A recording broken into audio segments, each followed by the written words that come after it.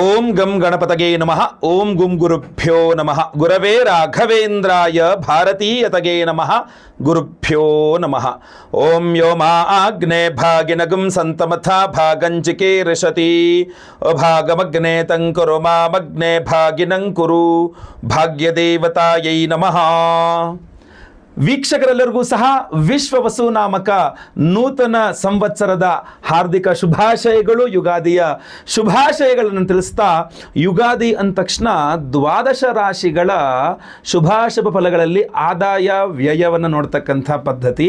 So ಈ ವಿಡಿಯೋದಲ್ಲಿ ನಾನು ನಿಮ್ಮ ರಾಶಿಯ 2025-26ನೇ ಇಸ್ವಿಯ ವಿಶ್ವ ವಸು ನಾಮಕ ಸಂವತ್ಸರದ ನೂತನ ಸಂವತ್ಸರದ ಆದಾಯ ವ್ಯಯವನ್ನು ನೋಡೋಣ ಬನ್ನಿ.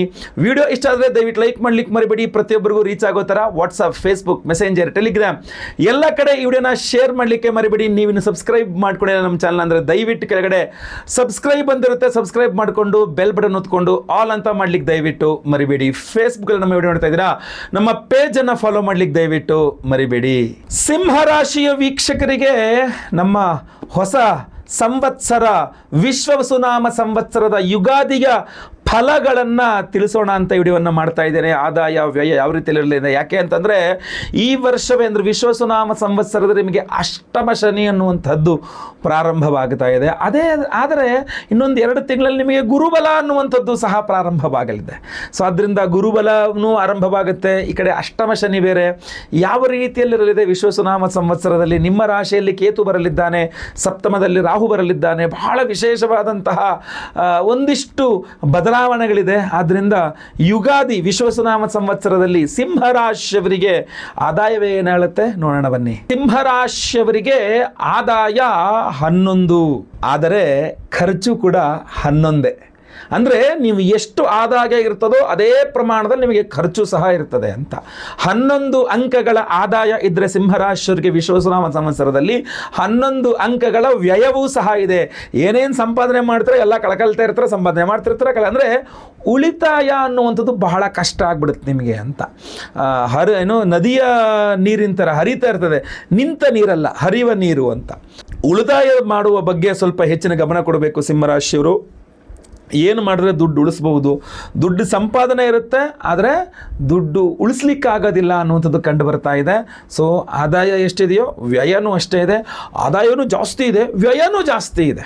ಸೊ ಆದ್ದರಿಂದ ಈ 11ರ ಅಂಕೆಯ ಒಂದು ಆದಾಯ ನಿಮಗೆ ತುಂಬ ಚೆನ್ನಾಗಾಗಲಿ, ವ್ಯಯ ಮಾತ್ರ ಆಗದೇ ಇರಲಿ. ಸ್ವಲ್ಪ ವೈಯಕ್ತಿಕ ಜಾತಕವನ್ನು ಪರಿಶೀಲನೆ ಮಾಡಿಸ್ಕೊಳ್ಳಿ. ಏನಿದೆ, ಹೆಂಗೆ ದುಡ್ಡು ಉಳಿಸ್ಬೇಕು, ಅಥವಾ ಇನ್ವೆಸ್ಟ್ ಮಾಡ್ಬೋದಾ ಮಾಡಬಾರ್ದಾ?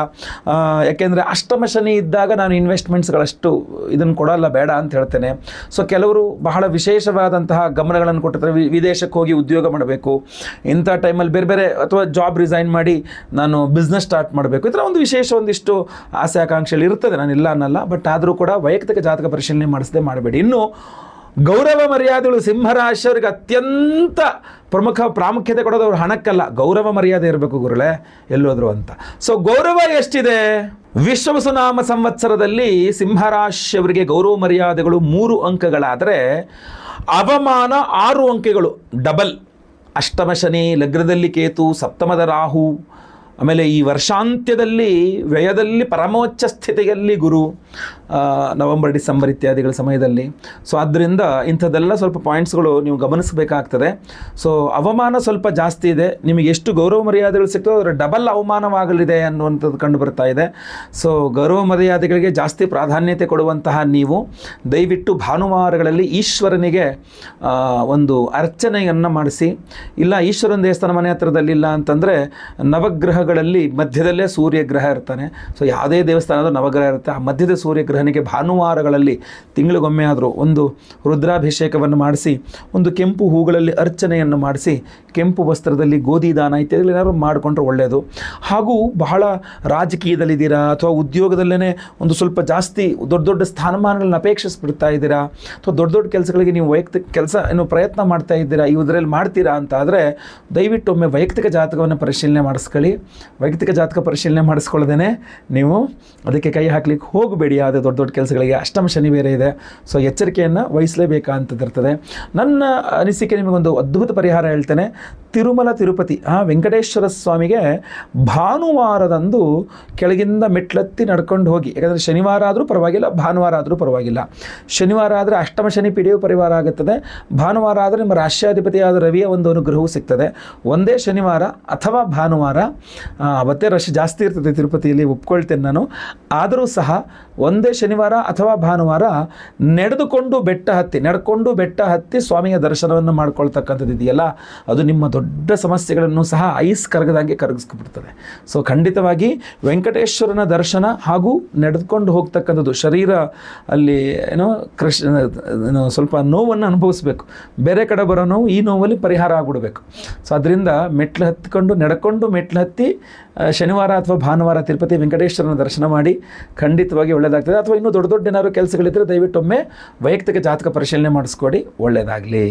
ಇದಾಗಿತ್ತು ನಿಮ್ಮ ರಾಶಿಯ ವಿಶ್ವವಸುನಾಮ ಸಂವತ್ಸರದ ಯುಗಾದಿ ಭವಿಷ್ಯದಲ್ಲಿ ನಿಮ್ಮ ಆದಾಯ, ವ್ಯಯ, ಗೌರವ ಮರ್ಯಾದೆಗಳ ಹಾಗೂ ಅವಮಾನಗಳು. ವಿಡಿಯೋ ಇಷ್ಟ ಆದರೆ ದಯವಿಟ್ಟು ಲೈಕ್ ಮಾಡ್ಲಿಕ್ಕೆ ಮರಿಬೇಡಿ. ಪ್ರತಿಯೊಬ್ಬರಿಗೂ ವಿಡಿಯೋ ರೀಚ್ ಆಗೋ ಥರ ದಯವಿಟ್ಟು ವಾಟ್ಸಪ್, ಫೇಸ್ಬುಕ್, ಮೆಸೆಂಜರ್, ಟೆಲಿಗ್ರಾಮ್ ಎಲ್ಲ ಕಡೆ ವಿಡಿಯೋನ ಶೇರ್ ಮಾಡ್ಲಿಕ್ಕೆ ಮರಿಬೇಡಿ. ನೀವೇನು ಸಬ್ಸ್ಕ್ರೈಬ್ ಮಾಡ್ಕೊಂಡಿಲ್ಲ ಅಂದರೆ ದಯವಿಟ್ಟು ಕಡೆ ಸಬ್ಸ್ಕ್ರೈಬ್ ಅಂತ ಬಟನ್ ಅಂತ ಸಬ್ಸ್ಕ್ರೈಬ್ ಮಾಡ್ಕೊಂಡು ಬೆಲ್ ಬಟನ್ ಹೊತ್ಕೊಂಡು ಆಲ್ ಅಂತ ಮಾಡ್ಲಿಕ್ಕೆ ಮರಿಬೇಡಿ. ಫೇಸ್ಬುಕ್ಕಲ್ಲಿ ನೋಡ್ತಾ ಇದ್ರೆ ನಮ್ಮ ಪೇಜ್ನ ಫಾಲೋ ಮಾಡ್ಲಿಕ್ಕೆ ದಯವಿಟ್ಟು ಮರಿಬೇಡಿ. ಮುಂದಿನ ವಿಡಿಯೋದಲ್ಲಿ ಮತ್ತೆ ಪುನಃ ಸಿಗ್ತಾನೆ. ಎಲ್ಲರಿಗೂ ಸಹ ಒಳ್ಳೆಯದಾಗಲಿ. ಲೋಕ ಸಮಸ್ತ ಸುಖಿನೋ ಭವಂತು. ನಾರಾಯಣ ನಾರಾಯಣ ನಾರಾಯಣ.